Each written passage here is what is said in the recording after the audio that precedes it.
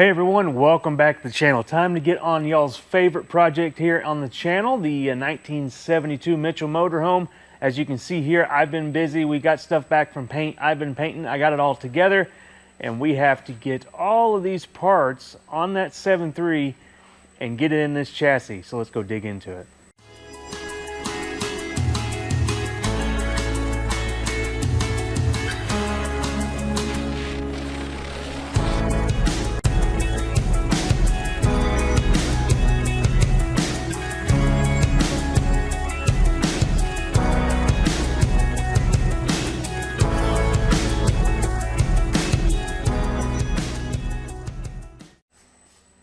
Hey everyone, thanks for watching. Welcome back to the channel. Like I said, we're working on the 72 Mitchell Motorhome today. We were doing a four-wheel drive conversion on this thing and got the 7.3 Powerstroke mocked up in here last time we saw this thing, and I was ready to blow it apart and get it painted. So that's what we got done.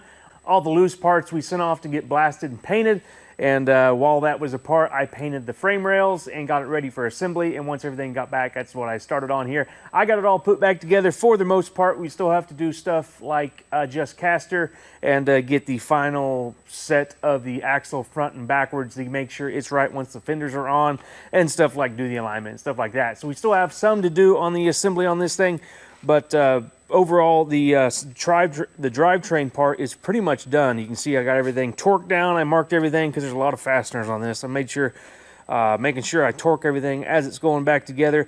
The Kinser chassis kit really makes it easy to make this thing all just bolt together.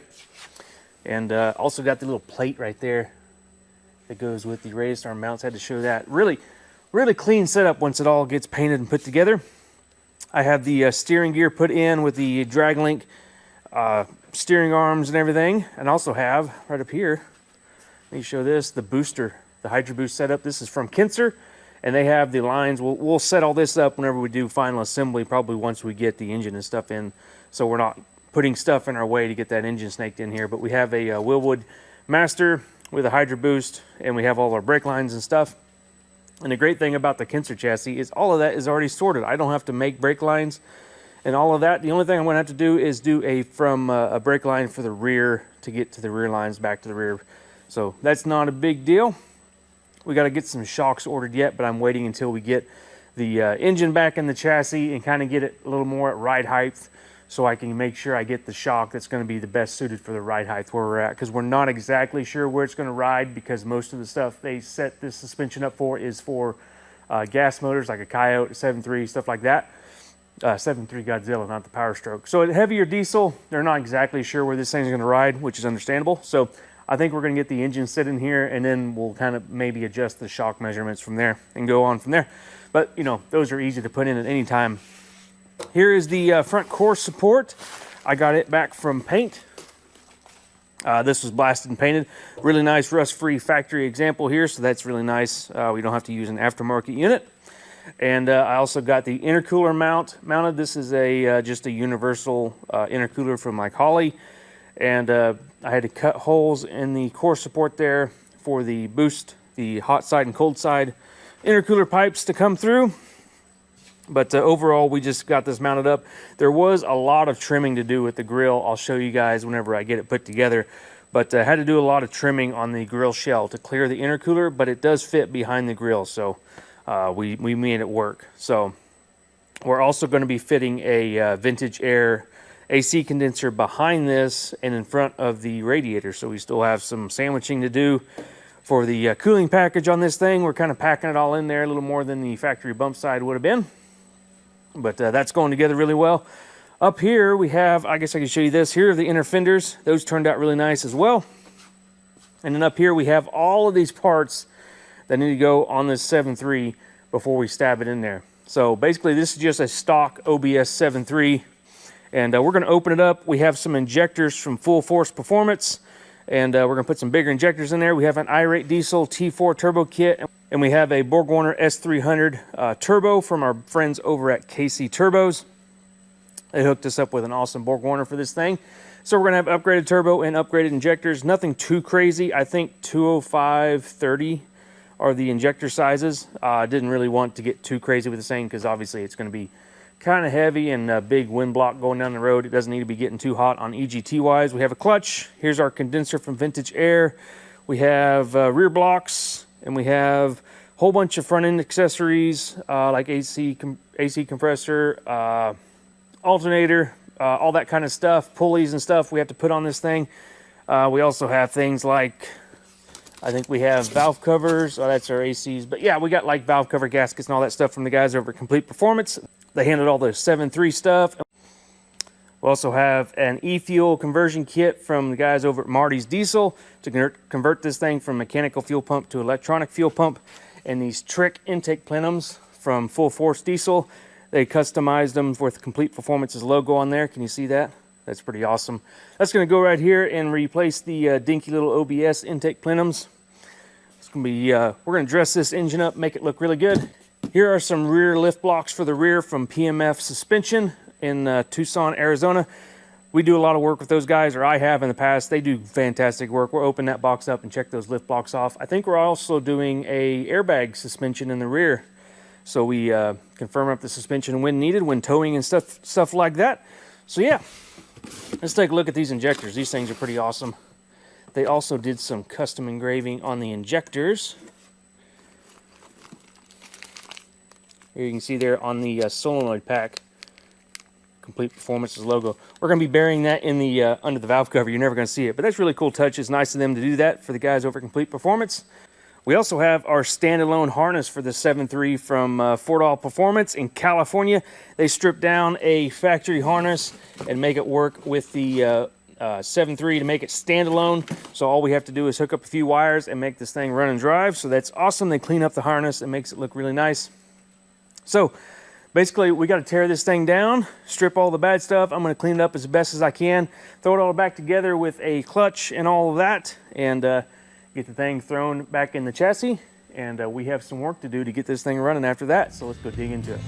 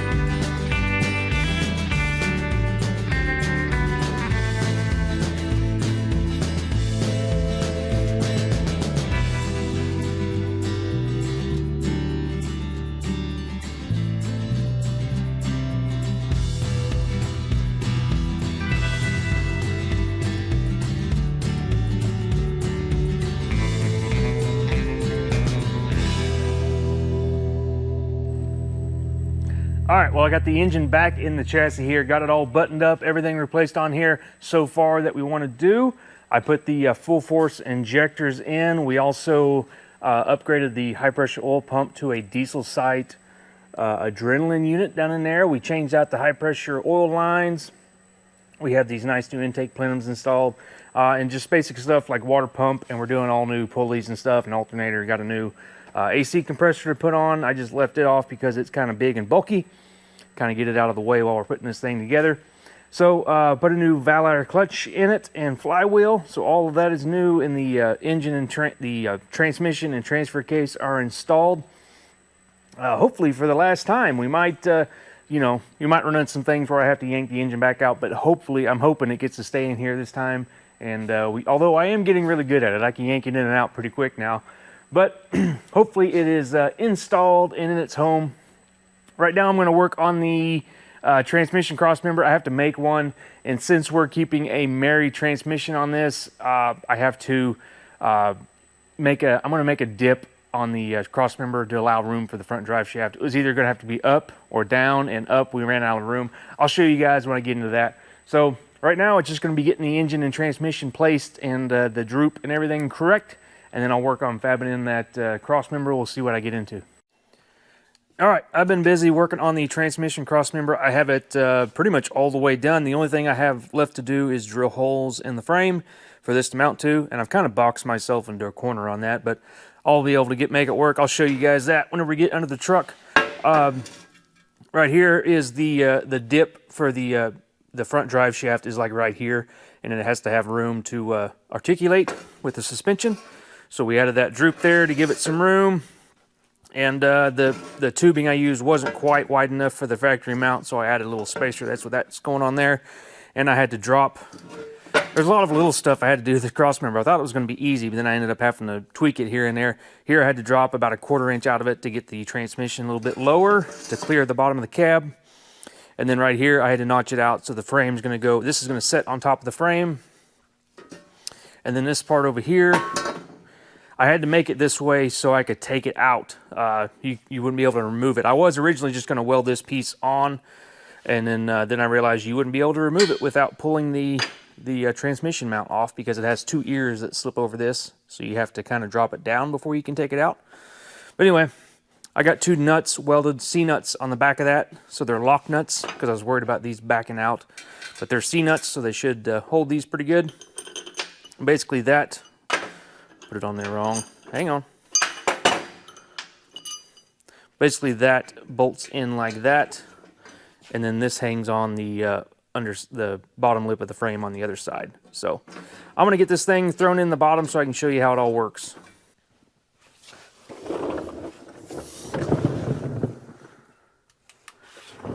All right, here we go.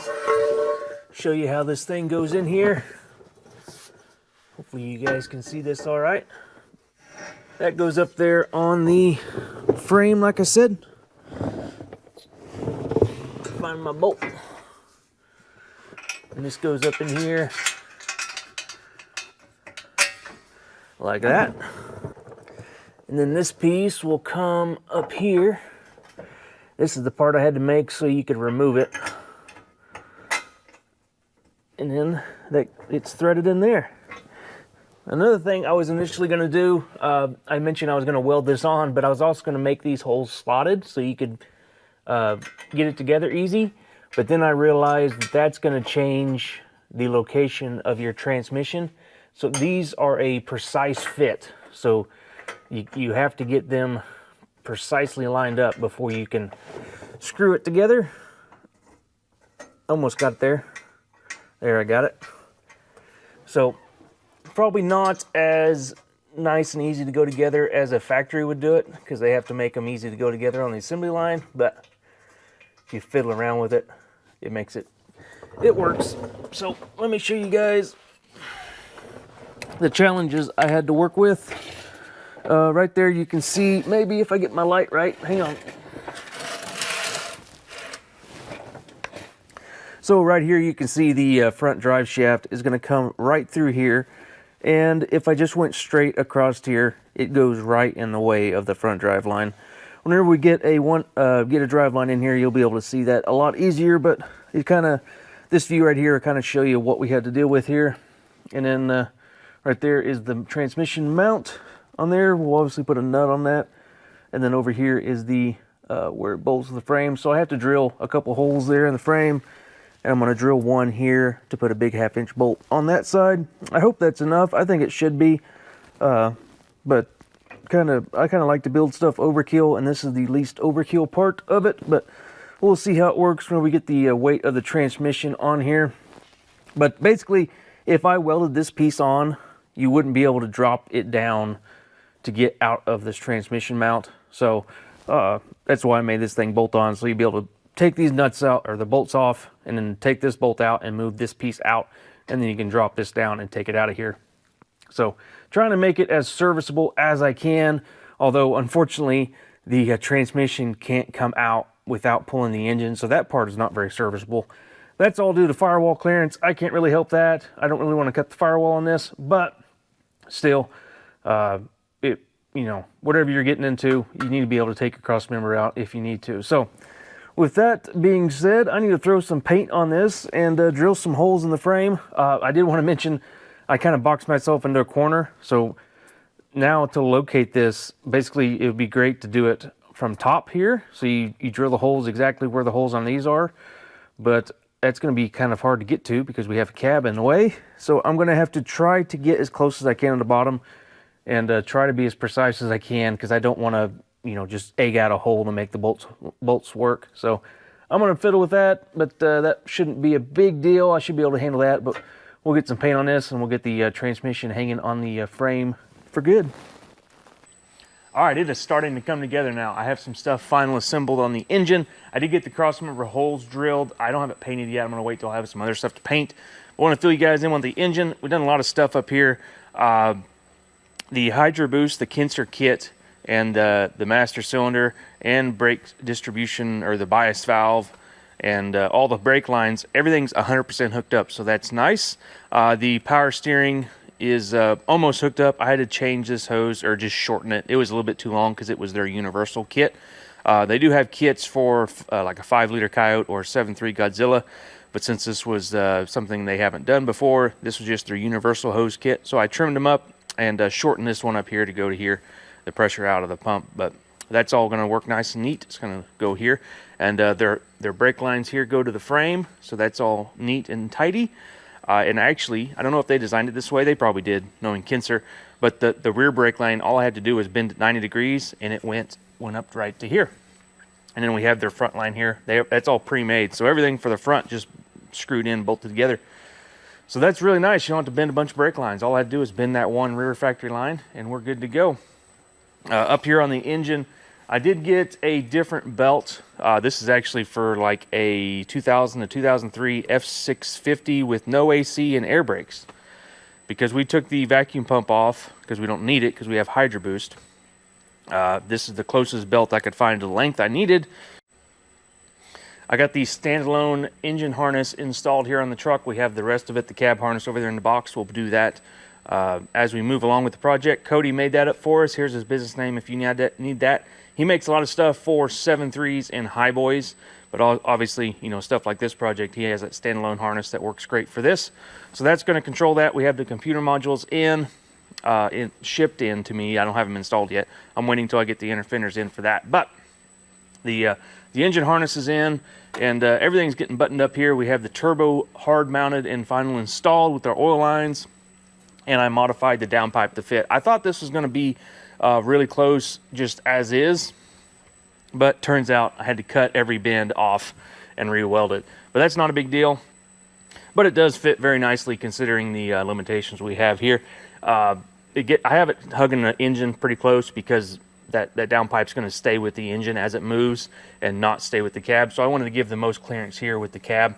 You can stick your finger in there. I hope that's enough. If not, you know, we can either dent the downpipe or cut the cowl or the firewall here, the pinch weld on the firewall. But I think that will be plenty, because as it rotates, it's going to move up and not get closer to that. So we have an exhaust kit, a 4-inch exhaust to go all the way out the back. So we have that yet to do. But it's really nice having the turbo installed and being able to, you know, kind of hard mount everything. The up pipes are mounted up, and I did add a section of heat tape, or not heat tape, like a heat shield. Can you see that there? Kind of a hard spot to see. Basically, it gets really close to the firewall there, about a 1/4 inch, and this stuff is like real thick fiberglass with a metal shield. Hopefully that just keeps the firewall temps down, keeps the firewall from getting too hot from the up pipe there. Didn't want to create a hot spot on the firewall. Yeah, we're moving right along with assembly. Basically, I'm getting ready to put the inner fenders on and the core support and start doing that stuff. And mocked up the cold side and hot side intercooler pipes. But also back here, I have the rear axle out. So I have the Dana 70 out. We kind of ran into a snag with the Dana 70. The wheels Chris wants to run, they are Alcoa, like OBS dually wheels, USA made wheels. The ones that are on it are China ones. Not a big fan of those. So those nice USA made wheels he wants to run, but the problem is they're hub centric, and the Dana 70 dually wheels are lug centric. Now the way they got around with it with the ones we got, actually here's the wheel right here. Really nice polished wheel. There's the Alcoa forged aluminum. So I test fit that on there and it's sloppy loose. It's not going to work. There's no way to register that wheel. So, you know, you never get it centered. The wheels that were on it, the inner wheels were steel, and they machined the center to perfectly match the hub on the Dana 70. And then the outer wheels, the aluminums, like what's up on front, they are the lugs are tapered for lug centric. But you can see here, this wheel is hub centric. I don't know if this is a GM wheel. It is definitely not a Ford wheel. But the factory ones have a raised section on these and a dish section on every other lug. So they're called coined dually wheels, where they register on each other, and then the lug centers the whole assembly. But you can see here, this is freshly machined. So I'm guessing somebody machined that to fit on the over the hub here on the Dana 70. So as long as it's centered, probably not the best way to do it, because an actual real hub-centric hub would have a lip here, a machined lip all the way around that where your wheel registers on it. But I guess it worked because it didn't have any vibrations or anything that I knew of. But we had a couple of solutions for this problem. I found you could get hubs for a E350 van, like 2000, 2003, something like that they used hub-centric dually wheels and a Dana 70. So you can get that hub, and I checked bearings, and I think they interchange, but I'm not sure about brakes, if you can run these brakes or have to run the van brakes, and how all that interchanges. I wasn't sure. And the hubs were like $200 for a used one for one. So you have to buy two, that's $400 for just the hubs. And then if you run into problems with the brakes, then you're snowballing everything into more problems. So I know earlier in this project we talked about doing a Dana 80. That plan kind of fizzled out. It was just going to be too much of a pain trying to find one that's the right width and would look right and was going to fit under the truck and is the right wheel pattern. So we kind of abandoned that and say, oh, the Dana 70 will work, and then we ran into this wheel problem. So now we're looking at doing a 8 1/4 out of an OBS truck, because we know that'll work because those wheels are made for that axle. The only problem is that's not the best axle. It's not really an upgrade over the Dana 70. There's probably some things about it that are upgrade over the Dana 70, but really they're about the same class. So we're not really upgrading the axle. The only thing we're doing is changing out for the wheels to work.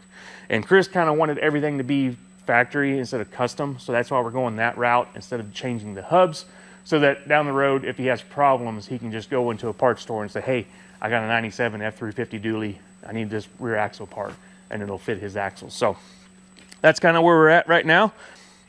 So I'm going to get to work on those inner fenders, get those installed, and we'll do the front end assembly, and we'll get this thing looking like a truck again. All right, I'm working on the inner fenders here and getting the gasket material installed, the rubber gasket thing that goes up against the firewall. I had taken these off to blast and paint the inner fenders here, and I was reinstalling them, and I thought, hey, I ought to share this with you guys. If anybody is doing this themselves, this is kind of one of the pain in the butt things to do. So if anything I can do to make it easier for guys, I wanted to do it. So basically what I do, this is a factory piece that already has holes in it. The factory probably has some high-powered staple gun that makes it super easy. But I don't have that, so I have to do it the hard way. But since this is a factory piece that we're reusing, it already has staple holes.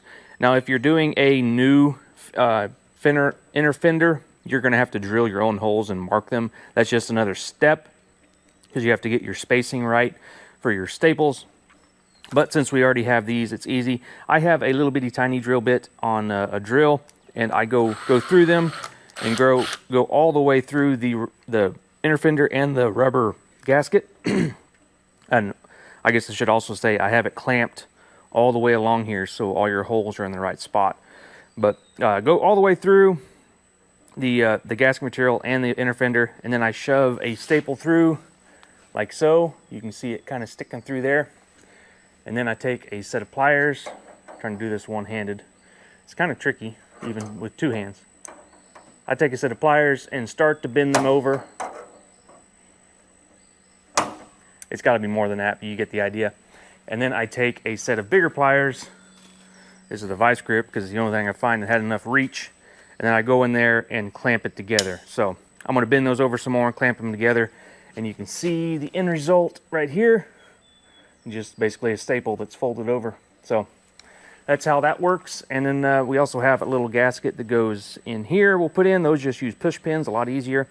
But we're going to get both of these gaskets put on, and we'll throw them on the truck.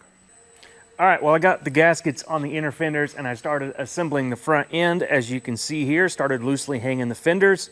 The inner fenders are just loosely installed as well. You can see the new gasket right there, bunched up against the firewall. So basically all that does is keep any dirt and debris from bleeding through your firewall and getting everything here all nasty. So that's good that we got that installed, help keep this engine bay a little cleaner.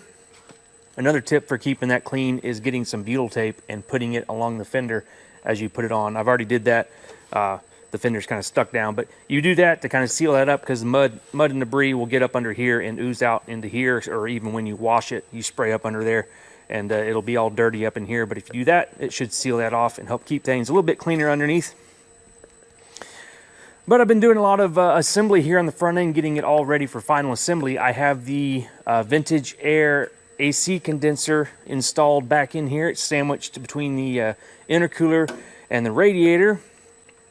Our whole cooling stack here is pretty tight because, for one, the radiator is really tight up against the fan. If you can see that, our fan clutch is just all but touching the radiator. I made a joke that the fan may suck the paint off the radiator because it's so close, but it's actually closer because the mounting flange on these supercooling radiators, and the other radiators for that matter, is made to mount on the outside of this flange here.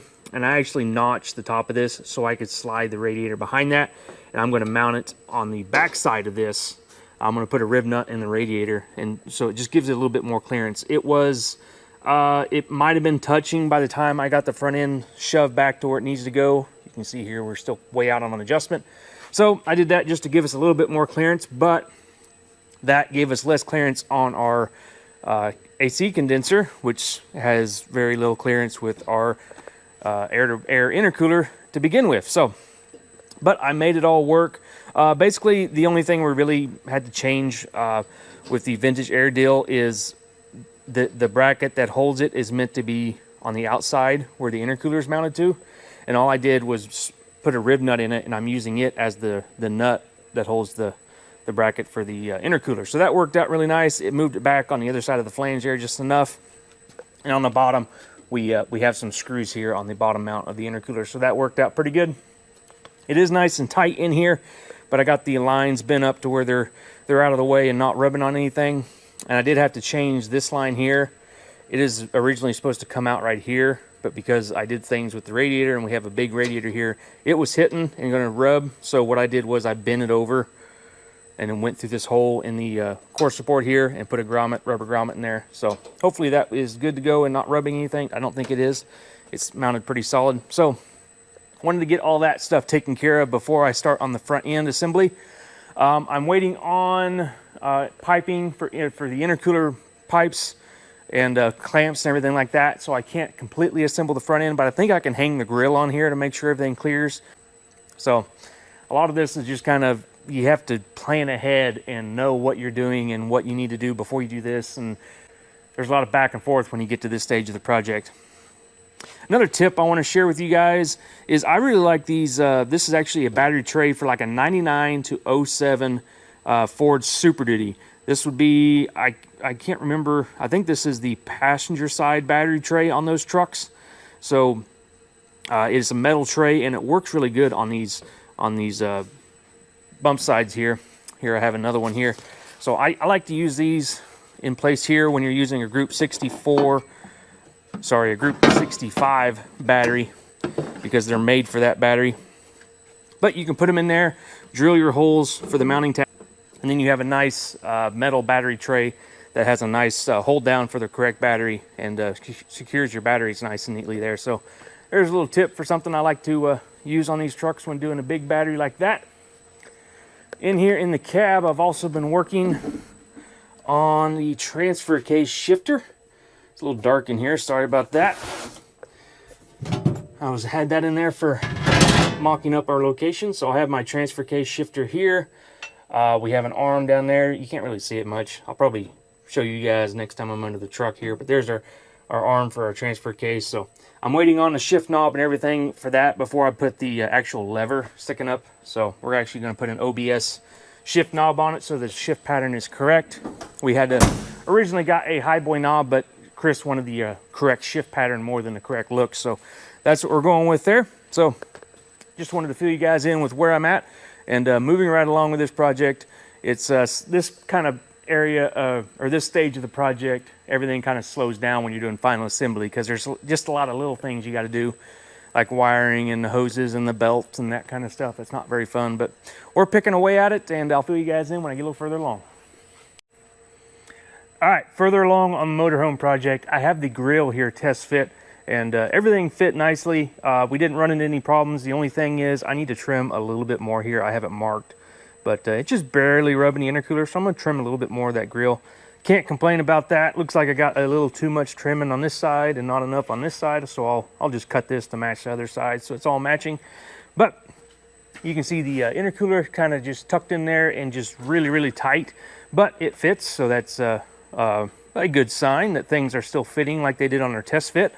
I still have to trim the inner the plastic inserts here. I'm gonna have to trim a lot out of them, but I'm just waiting until the very end, because I don't want to do that because it's going to be a pain, so I am kicking it down the road.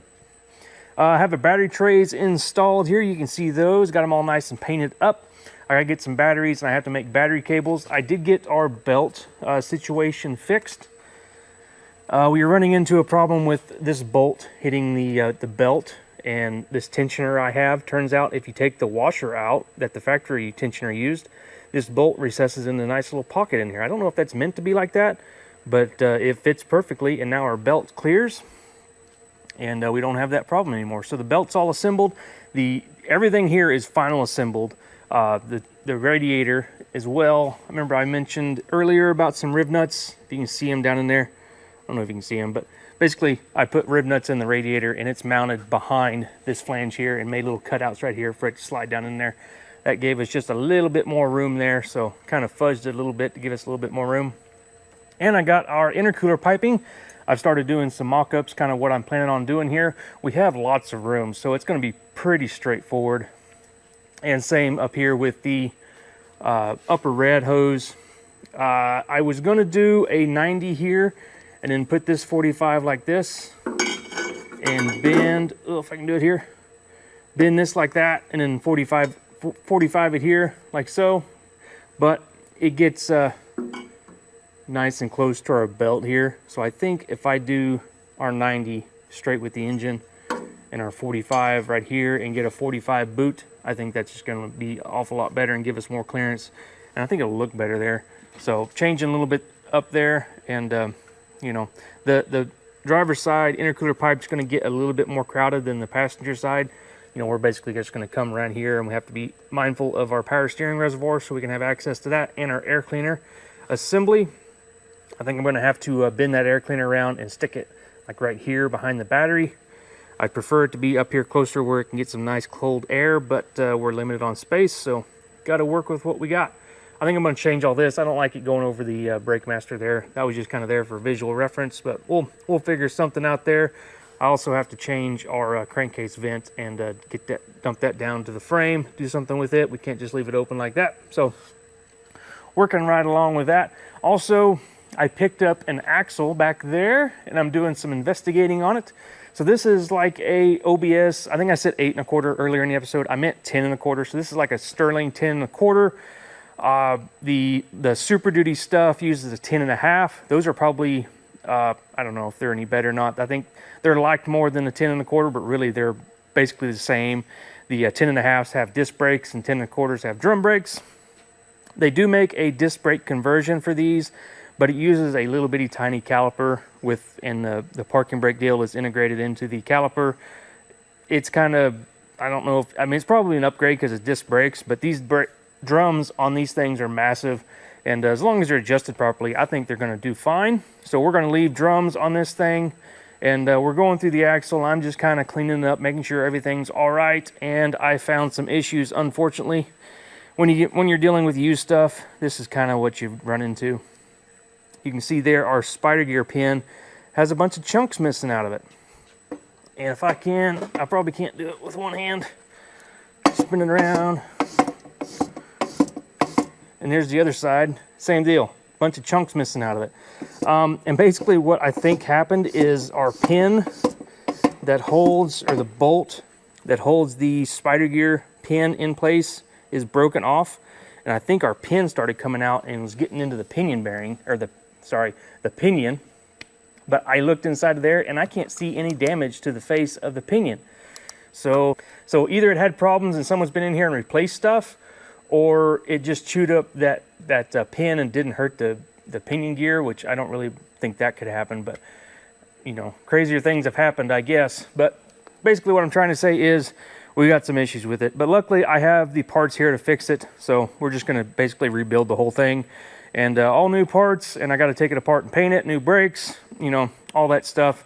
So I'm going to work on rebuilding this rear axle, and then we'll get it shoved under the back end of the motorhome there.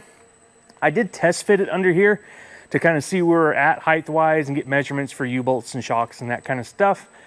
And it looks like my guess of 3-inch blocks is going to be wrong. It's the way it's sitting here, we're about maybe 1.5 inches, maybe even closer to 2 inches low on the back with those 3-inch blocks. So might have to reorder some blocks, but we're going to wait until I get more weight hung here on the front and see how much it settles, because coil springs will settle quite a bit with weight and just as you generally drive it. So we're going to wait on that, but we might be changing the rear blocks up.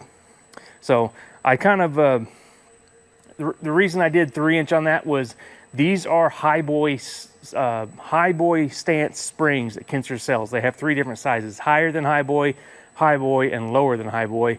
And we went with the high boy springs. Chris was kind of wanting a little bit lower than factory high boy stance. So we went with the high boy stance because the diesel is heavy. Their stance is kind of with a Godzilla or a Coyote. So the heavy diesel engine is going to make those high boy springs set a little bit lower.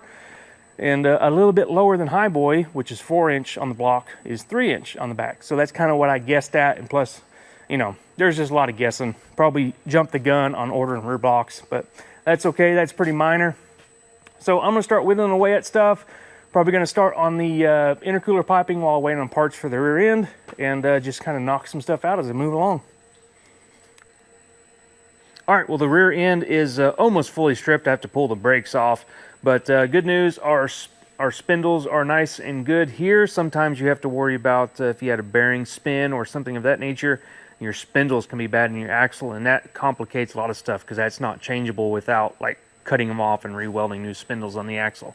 So we don't have to do that, so that's good. I have the inside here cleaned out as much as I could. And another thing you have to check for is same thing. If you have a bearing spin inside of your housing, that can cause a lot of problems, but we're good there. And I got the pinion out, and yeah, I said earlier that I didn't notice any damage, but there is some damage there. Right there, we're missing a chunk of tooth, and right on the edges, the kind of the corners of the tooth is kind of chewed up. So I think that's what was getting into that pin for the spider gears. And also our pinion is just totally wore out, I think this thing must have been ran without oil at some point or something. Lots of wear. The gears are almost pointed. We do have a new ring and pinion and all new bearings and everything, seals coming. So we're basically rebuilding all of this thing, put a new center section in it, and we're going to be all new basically with the new ring gear, new bearings, new brakes. So basically going through the whole axle, but I typically recommend that with any kind of used part like this you're getting, because you just don't know what you're getting. Like that pinion, I didn't know the thing was that wore out. I thought it was a decent runner, but is what it is. That's kind of just how it goes. And especially on this truck, because it's not just going to be a weekend warrior going to car shows and back and hauling a lawn chair. It's actually going to be hauling this camper with maybe a trailer on the back in mountains with grade and really working that rear end there. So we want to make sure it is 100% and up to that task and not going to fail Chris somewhere down the road while he's pulling a mountain pass. And while I was waiting on parts for the rear end, like I said, I went ahead and worked on the intercooler piping. I got all that knocked out. I'm still waiting on my 45 boot here for the upper rad hose, but we'll get that sooner or later. I have the hot side and cold side all knocked out. The passenger side was much easier, just one weld there, 245s, cut them to length, and that worked out really good. And come in here to the 90-degree boots for the intercooler, and through our hole in the core support. So all of that worked out really nicely. And here for the air cleaner, I think I'm going to be using this. I'm not quite sure yet. I kind of have it sitting up here to try to order an air filter.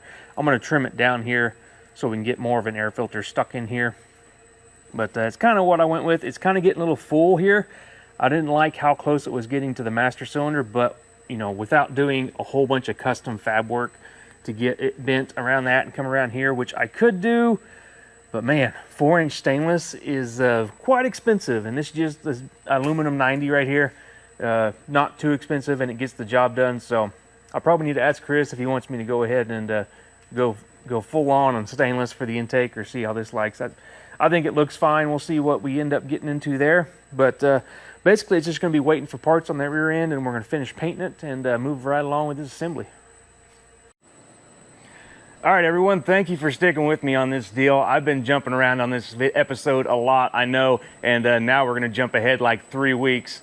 And I have some stuff done here on the motorhome. I think when we left off, we were talking about the axle and some of this intercooler stuff and the intakes and stuff. It's been a minute, so sorry if I'm wrong, but we were talking about changing the air filter and intakes assembly, and I ended up changing it. I went with some stainless, and we snaked around the master cylinder a little bit better here, as you can see that there. And everything's painted except this pipe. I'll fill you that in a little bit. But see, this one just fits in here a little bit better, and I think it looks cleaner. So I went ahead and elected to do that instead of using that aluminum piece. Working on some wiring here. I'll fill you guys in with all that here in a second. On the intercooler pipes, I changed this one as well. Originally, I had it kind of coming out here to 90, and I just didn't like that. It just looked like the 90 was just kind of lazy. And didn't really make it fit, so I went ahead and cut this up even after I had it blasted and painted. It just bugged me, so I cut that up and changed it. So I got to get this thing repainted and looking nice. But the other ones are right here, all of our other pieces. So here's our other, this will be our cold side, and there's our Y for the intake going into the intake plenums. So we'll get that all sorted out. And Chris, Complete Performance sent me some battery cables, so we have this to work on whenever we get to the point of wiring, which I'm kind of working on now. So we'll be wiring up the batteries. I want to try to get the thing started before I get too deep into it, just because if we have problems, which I probably should have started that a little sooner because I'm pretty deep into it now. But also have the rear end finished up. I went ahead and rebuilt this. We put new ring gear and a different carrier in it, because the carrier that was in it was shot, and new ring gear and pinion. Like I said, I set that up, new bearings on the outers, new seals, and I haven't done the brakes yet. We took it and got it blasted and painted, and I'll pull these drums off and then do the brakes. So I still have to do the brakes yet, but then we'll stab this thing under the motorhome. Basically, we're doing a new cover too. We're gonna be changing the cover out, but I didn't really film the re-gear on this because I'm not the best at it. I kind of stumble my way through it, and just kind of every time I do it like once every 5 years, and every time I do it I have to relearn, and I really struggle with it, and that doesn't make the best content for the video. Well, it might make good content, but I just don't feel like putting that kind of stuff out there because I'm probably doing something wrong, and I don't want to share bad habits with you guys.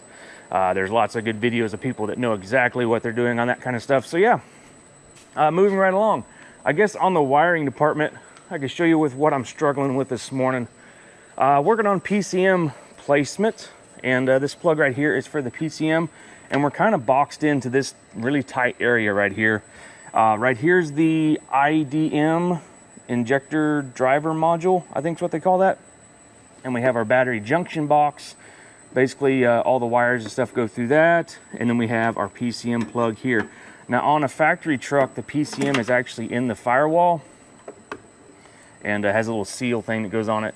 And I've looked into that. I'm still thinking about that. But then it just gets really tight in here and under the dash. I was thinking about putting it right here, but it would hit this brace right here. So you either got to cut that or bring it way over here. I just didn't like how tight that was getting. So then I thought, well, I'll just make a little box and put it here under the battery junction box. So I made this little box here. I was going to put a top on it and seal it up. Right there's the slot where it slides in. but then it doesn't fit between the hood hinge. Once I got the hood hinge in here and the master cylinder, it doesn't fit. It doesn't fit this way, it doesn't fit this way. So I didn't do a very good job of measuring there after I've already made my nice little box. So I don't know what I'm doing to do yet. I can make the box a lot smaller because the PCM is a lot smaller than this. It's only as wide as that deal right there. If you can see that, it's only this wide. But I just made it like that because that's what this thing bolts into. So anyway, now I'm looking back into recessing it into the firewall, and I have to move this plug. So lots of figuring. It's getting full in there pretty quick. Big engine that requires lots of modules and stuff like that. You kind of got to plan this out before you get too deep into it, because you'll be like I am. You'll get into a spot where you're kind of boxed into a corner and limit your options. So I'm going to get working on that, and I'll let you guys know what I do with the PCM, and hopefully we'll be firing this thing up here pretty quick. All right, guys, I've been busy. Got to fill you in with the PCM deal here. And what I ended up doing was recessing the PCM back in the pocket in there. I actually cut a hole in the firewall and installed that bracket and then recessed the PCM into the firewall. This is basically how the OBS trucks do it. And this bracket and everything's off of an OBS truck. And I have the seal in there. It's kind of hard to see. It's getting pretty full in here. But it is a very, very tight fit in behind the dash. And you can see the, maybe you can see, let me get some light in here. You can see the PCM right there, so it's nice tucked up in here behind the dash where it's nice and protected and dry. Although it is tight, I did get it to fit. Everything else is mounted in here. We have the battery junction box and the injector driver here all mounted up, and everything's solidly mounted. And when you're doing this, you do have to be mindful of your hood hinge here. Kind of a tip when doing this stuff, because it's easy to get this stuff too close to the hood hinge, and you got to allow some room on here for this thing to work. And right over here, you have to remember that it closes, and part of it comes down here with the spring, so you have to have some room there. Started doing the wiring, the big wiring, with some 6-gauge wire. This feeds the battery junction box, and there's really not much going on in here anymore, just some big fuses and some relays and such. I think the main thing this wire is going to feed is the glow plugs, because we still have active glow plugs, and those things suck a lot of power. So we have some 6-gauge wire and then a 175 amp fuse going to it and hooked up to the battery. And I have our battery cables ran, our positives anyway. I haven't got the negatives hooked up yet. Here's one of our negatives that have to go here. And working on, I did the alternator wiring here. We have to tidy all this up still. Just got this completed, and this is a battery isolator. This is like for the camper portion of the truck. There was one of these on the truck already, but it was much smaller. We had to get one rated for the higher output amperage of this modern alternator. So we got a 200 amp unit. So basically what this is going to do is the house batteries that run the camper, it's going to isolate this from the starting batteries. So if when you're camping and such, you're not draining your starting batteries, and when you're done camping, if you ran all the juice down in your camper and you're getting ready to go, you go fire up your truck and it won't start. So this is going to prevent that, but it's still going to allow you to charge your house batteries while you're driving or running down the road, engine running. So it'll charge both batteries, but it won't allow each battery to drain each other, basically. So that's what that does.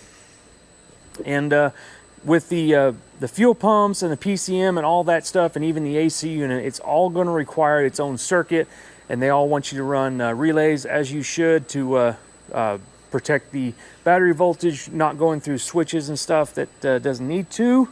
So instead of doing all that individually and cluttering up everything under the hood even more, I'm using this, I don't know what you call this, a fuse block with some relays to eliminate all that stuff and simplify everything. So with this, basically, I'm going to trigger these two relays. This is a big one. This is a 140 amp, I think. That's why we have this big 6-gauge wire feeding it. Basically because the fuel pumps are going to require 15 amp circuit apiece, and the PCM requires a 15 amp circuit, and I can't remember what the vintage air requires. But anyway, your options were 10 amp. You get 80 amp total with 10 amp circuit limits, or this one was I think 30 amps per circuit was the limit, with 140 total. Here's the part number. It is a painless kit. If you guys are interested, it's 70118 was the part number on this one. But since we got these big heavy duty wires feeding this, we'll have plenty amperage to run those fuel pumps. And anything else we're going to need, we have 7 circuits total to be able to plumb in and do stuff even down the road. So I'm going to put that under the dash and start wiring up our PCM and our fuel pumps and everything so we can get this thing fired up and move on from there. I've also got, if anybody's watching this and they're doing a similar build, where's that part number? I got a kit for an alternator. Here it is right here. This is the kit for the alternator, and this actually plugged right into the Ford alternator from this 7.3. I'm guessing they use the this kind of alternator for a lot of stuff.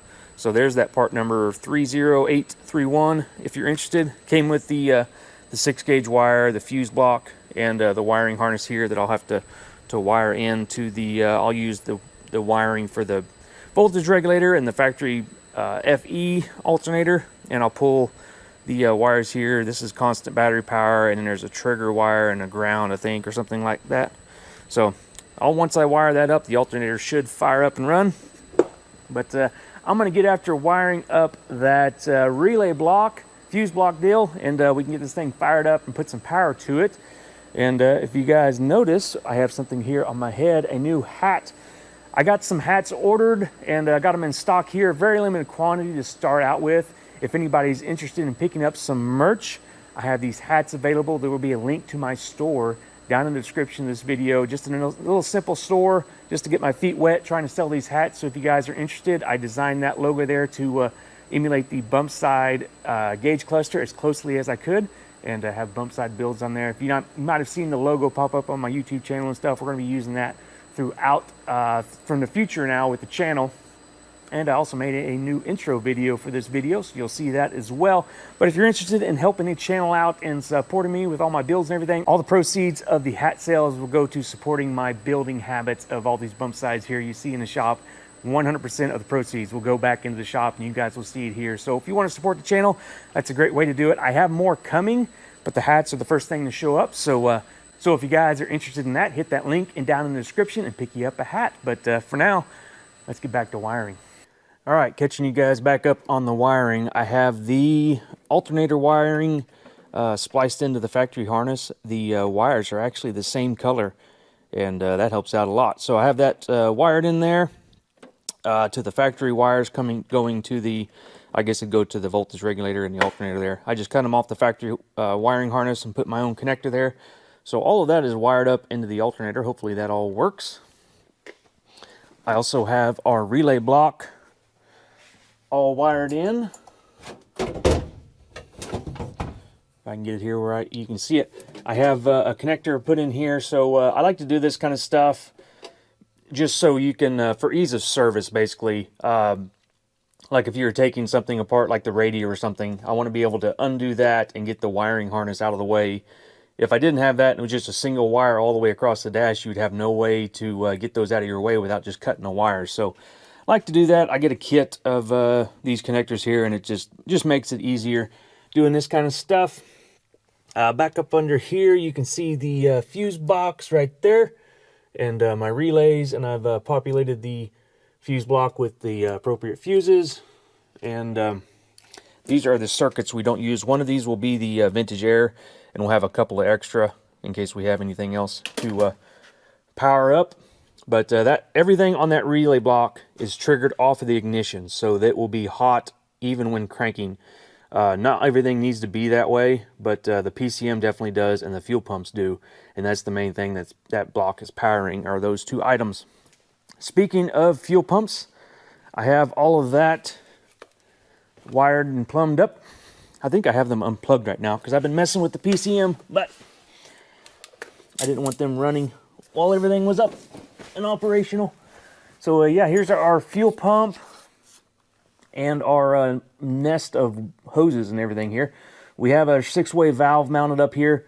Basically, I had to change this out because it has in and out for each position. So it's a three-way valve with in and out for dual in and out for basically a return, because this is a return system.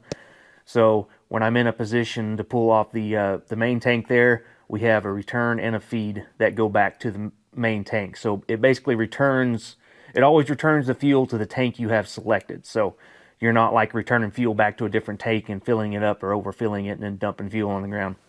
So basically we have our fuel pumps here and our hoses all around. That's all working good. I haven't put fuel in it yet to test for leaks. We'll probably have a bunch of leaks, as many hoses as are on this thing. I also wanted to show you the return line I did. Since this fuel tank was used and not a new one, it still had gas vapors in it, and I just hate doing anything to a new tank. I've done it before, filled it with water and like cut a hole, but I didn't really want to have to take this thing out. And what I did to add a return to this is right here's our hose, and in our filler neck, I've done this several times for a vent, but I've never done it for a return.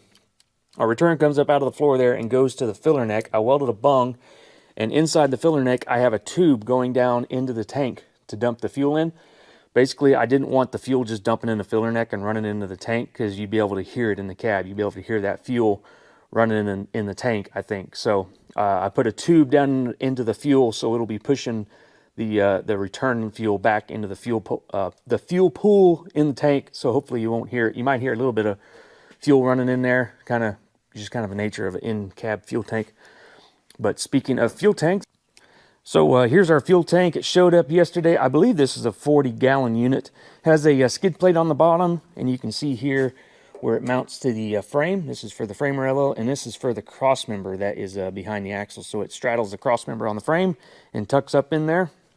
So we'll have a lot of extra fuel capacity with this. That'll help out, because I'm sure that motorhome over there is going to like the fuel. So this thing, we'll get that in there and plumbed in. It has return and feed, and it has a sending unit that goes with it. So all that is should go together pretty easy. We'll just have to run some hoses from that to our 6-way block in there. But since I have the batteries hooked up, I thought I would show you guys how the key is working. Now, typically when you turn the key on, you would hear the fuel pumps. I have them unhooked right now because I've been messing with communication with PCM. So right now the fuel pumps should be running, but you hear the relays click, so that is good. And then we'll go ahead and give it a crank. So it's cranking good off the key. Sounds good. And unfortunately, I have been having a problem with communication. I have our Edge CTS3 here, and trying to get it to communicate with the gauges so I can keep an eye on everything when I start to crank it. And we're not getting PCM communication, at least through the data port on the DTC port there on the truck. So I'm not getting PCM communication. I've been doing a lot of digging and making sure all my wires and everything are hooked up, and everything's the way it should be. Our relay is clicking and powering on the PCM. I just have to verify that is the PCM awake and we're just not getting communication with the gauges there, or do we have a dead PCM and we're not getting communication anywhere. So I'm going to dig into that, and hopefully after I do that, we'll be firing this thing off. All right, I got the PCM problem kind of figured out. I'm not sure what I did or if what I did here was correct, but I did have a ground here on the PCM that wasn't active when I pinned out the power and grounds on that PCM plug. So I went ahead and hooked it up to the battery here on the negative side to just ground that circuit out to verify that it does have ground. And I still couldn't get the gauges here to pick up and read without manually putting in a VIN. So I think whenever we modified the PCM on this thing, because it was an automatic PCM, we had to modify it for a manual. We maybe didn't get a VIN number put back in the PCM, or they didn't have one to put in it, and maybe that's why we're not getting a VIN here on the gauge, which I was reading as not communicating with the PCM. And also the glow plugs weren't working. But since I was been messing with it, the glow plug started working, and I manually typed in a VIN, and we seem to be picking up stuff on the gauges here, if I can get them to pick up. But I have the since I verified that we are communicating with the PCM. I got the fuel system all hooked back up and bled. So now we have, you can hear the fuel pump running there, and it gurgled some air in the tank there from our return. It's set at 60 psi. And I would like to get this thing set back to gauges before we try to crank it. So let me work on that. All right, here we go. I got my gauges set back up here. The main thing I'm going to be watching while we're cranking is our ICP pressure. This is going to be our injection pressure for our injectors. Basically, it's going to be oil pressure, high pressure oil pressure. And we got to see that thing. I'm not sure what it is on the 7.3s. On the 6 liters, it has to see 500 PSI before they start. So I'll be watching that. I'll set the camera up here in the engine bay so you guys can kind of hear the engine. It's going to take a little bit of cranking for this thing to fire because we replaced the injectors and the high pressure oil system, and the oil lines and the oil rails are all drained. It has to build up that pressure in that oil system and get the air out of the system. So these oil fired injection systems kind of take a while to get built back, the pressure built back up to fire. But we'll see if we can get it fired off. Hopefully it won't take too much cranking. We can't let it run for very long because we don't have any coolant in the system, but let's just see how it goes. I'm going to cycle the key again so our glow plugs are active. It's not very cold in here, but it'll help. All right, here goes nothing.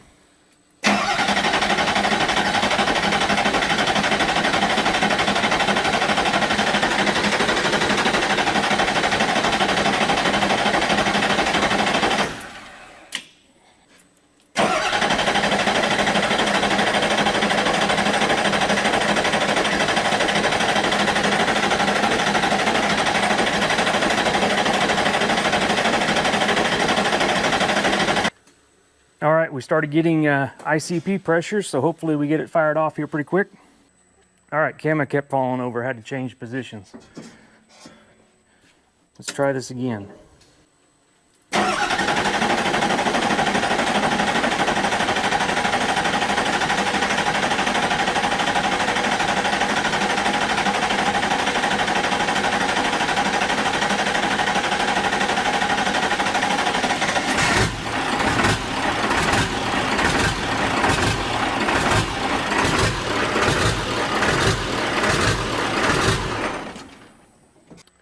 Well, it started, but it was a little rough. Hopefully that smooths out. We probably got a lot of air in the system. Just checking things over for leaks real quick before we let it run too long. Look good there.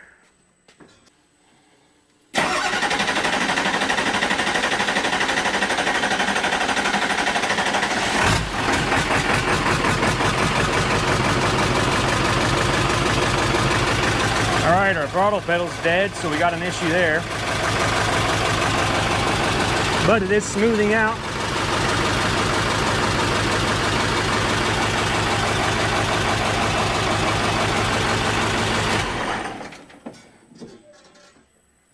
It's smoothing out nicely, but our throttle pedal is dead. I did notice we had a DTC for a circuit malfunction with the throttle pedal, so I have to sort that out. See if we can get some throttle action on there so we can rev the thing up, hopefully get the air out of the system. Basically, you know, 5 seconds of run time, this thing isn't going to run smooth because it's got so much air in it. But that is a good sign. We have communication with our PCM and injector drivers, so the thing starts up and runs. I didn't get a rev out of it, so I'm going to fiddle around with the circuits on the throttle circuit and see if we can get that figured out real quick before we end this video off. All right, I think I have it figured out what our problem was with the throttle pedal or the throttle position sensor. Unfortunately, is it a wiring issue? I'd probably prefer it to be a hardware issue, but it is wiring. So I have been tracing wires on the throttle pedal, and it ended up being the sensor return circuit, which is kind of the ground for the sensor, and it's shared between a whole bunch of different sensors on this engine harness. And we traced it down to it's this wire right here. And Cody, the guy that made the harness, he wanted me to check this splice right here because he eliminates a firewall plug. So unfortunately, I did have to cut into the harness, and I checked it here, and it's good up to here. It is somewhere past into here. But what I ended up doing was I have this wire spliced into the that wire on the throttle pedal, and I have it jammed in here to the intake air temperature sender, and that's the circuit there. It shares the same circuit as the sensor return on the throttle position sensor. So anyway, with all that being said, I think we should be good to go now. I checked it on the scanner, and it shows a good sweep of voltage from the throttle position sensor. So let's go ahead and get this thing started up and see if we can give it a little bit of a rev. Now we still don't have coolant in it, so I can't get too crazy with it, but we'll give it a go. Let our glow plug cycle a little bit. Haven't started it in a minute. All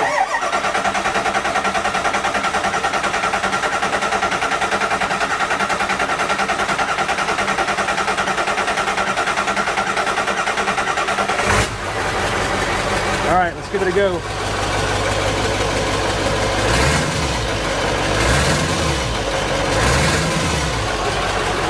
Yeah, we got it running now with throttle. That's good. I feel like I can move forward with everything now. Let me get this thing shut off before it gets too hot. So yeah, we are ready to go now with everything else in final assembly and really get this thing back on the road. I do have to splice up that wire there. That shouldn't be a big deal, but I will have to find it, or either that or splice it into that other circuit there like I showed you there. I'll get that figured out and sorted out. Basically, since I have it running, I feel like I can kind of step away from that and start doing other things like get the rear axle back in it, mess with the fuel tank, get that back under it, and get this thing back on the tires so we can roll it around. And then we have to get drive shafts so we can try to drive it around. Speaking of driving it around, I did want to show you guys, we got some nice billet shifters in here. I don't think I've shown you guys these before, but we got some nice, this is billet aluminum, and we got a transfer case shifter. I've been working on some linkages. I got to fiddle with it some more because we have too much travel with our transfer case shifter and it bumps into the shifter here. So that's kind of stuff you got to fiddle with when you're doing something like this. I got to change the geometry of the linkages to give me less travel here on the shifter. So I have all that to mess with, and we're putting vintage air under the dash. That's why the heater box is yanked out of it. So we're going to be putting some AC in the thing. Got to make AC lines, finish up everything, button up, doing a full exhaust out the back, 4-inch exhaust. We'll be doing that on the next episode on this thing. This video is getting pretty long, so thank you guys if you've been with me this long on this video. I know it's been a minute since I put out a video. I hope you guys enjoy this one. I'll be the next one will probably be on this thing because I'm wanting to get this thing knocked out and done back to Chris so I can work on some other things back there. I've been really itching to get back on the Ultimate Crew Cab. I have a bunch of parts ready to go back on it. I just don't have the time. So we get this thing finished up and out of here, we can get back on that thing. But in the meantime, guys, if you want some hats, remember the link in the description below. I have some more stuff. I'm actually working on some renderings for some t-shirts today, and we'll be ordering those up and getting those in the store as soon as we get them. But for now, we just have the hats. And if you want one of those, get in the link that's down in the description below. I appreciate everything and all the support, guys.